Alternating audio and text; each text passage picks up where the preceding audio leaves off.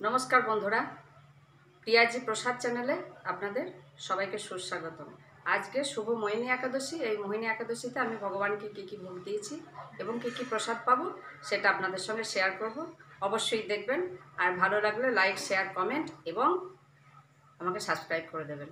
জয় নিতাই। একাদশীতে দেখো নিয়ে নিয়েছি আলু আর কাঁচা কলা একসঙ্গে ভাজা, আর ওইটা শসা, এটা লিচু, পাকা পেঁপে একটা গাছে হয়েছিল, আর এই দেখো ওই তরমুজ, আর এই বাটিটায় রয়েছে আলু পনিরের সাকার। এই আমি নিয়ে নিয়েছি, কিন্তু আমাদের দুজনেই স্বামী স্ত্রীতে একাদশী করি, তা একাদশীর প্রসাদ আরও আছে, ঘরে আছে, সেটা নেওয়া হবে। এটা আমি ঠাকুরকে দিয়েছি।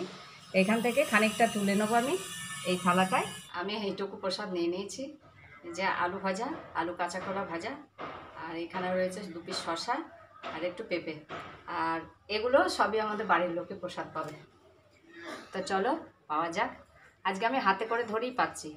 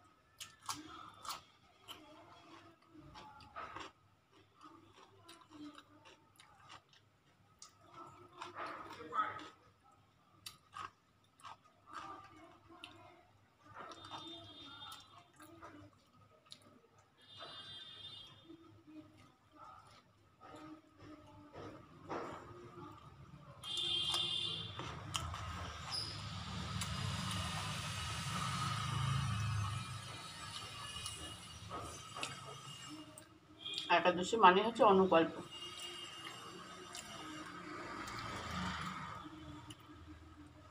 নির্জলা করতে পারলে আরও ভালো। আমি আগে আগে করেছি নির্জলা, এখন আর আমি পারি না।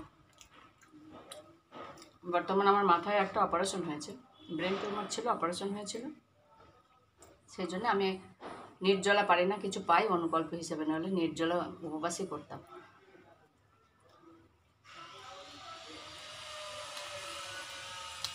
আবার নৃসিংহ চতুর্দশী আসছে,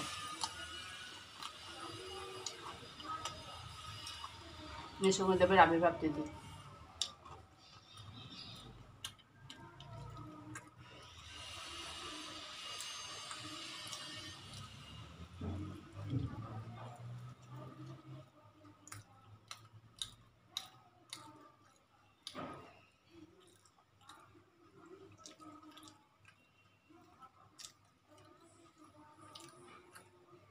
চশমায় না ঘাম পড়ে আমি দেখতে পাই না, তার জন্য মুখটা মাঝে মাঝে উঁচু করি।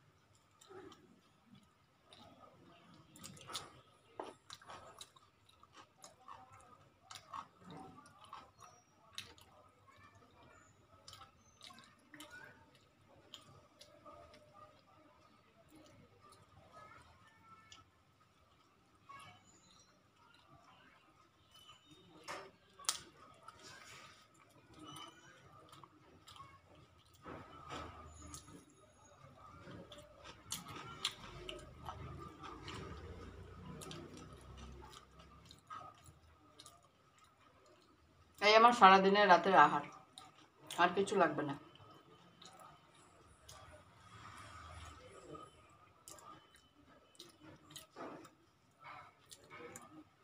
আমি একাদশীতে বেশি কিছু খেতে পারি না।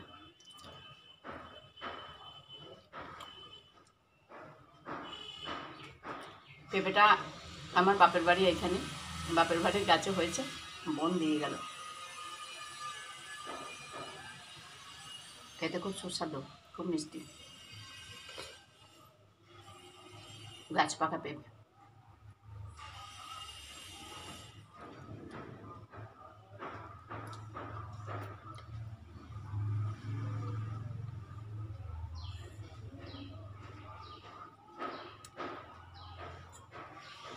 তো বন্ধুরা, ভিডিওটা যদি ভালো লাগে তবে লাইক, শেয়ার, কমেন্ট করে আমার পাশে থাকবেন। ভালো থাকবেন সবাই, সুস্থ থাকবেন। কালকে আবার দ্বাদশীর প্রসাদ দেখাবো, দ্বাদশীতে কী কী দিই ঠাকুরের দেখাবো। কালকে আবার দ্বাদশীর প্রসাদ পাবো। আজকের মতো আমি এখানেই আসি। জয় নিতাই।